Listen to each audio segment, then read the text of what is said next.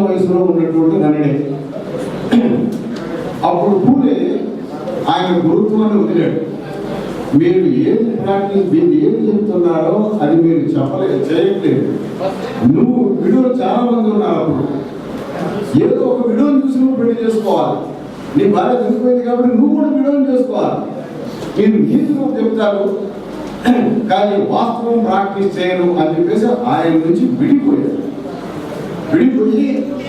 ఆయన తర్వాత చేసినటువంటి కార్యక్రమాలన్నీ చేస్తూ అట్లా అంటే ఒక ట్రెడిషన్ని కొత్త ట్రెడిషన్ తీసుకొచ్చాడు. ఒక చెప్పిందే ప్రాక్టీస్ చేయాలి. అలాగే ఆయనకి పిల్లలు లేకపోయినప్పుడైతే ఆ భార్యతోనే ఉండాలనుకున్నాడు. ఒక కొత్త నీతిని కూడా కొత్త సంసార రీతిని కూడా ప్రచారం చేసేటువంటి పని చేయడం జరిగింది. అవి మనం నేర్చుకోవాల్సిన అవసరం ఉంటుంది. ఇప్పుడు ఈ కార్యక్రమం వెలుపున్నటువంటి శ్రీ దేవేంద్ర గౌడ్ గారు మాట్లాడతారు.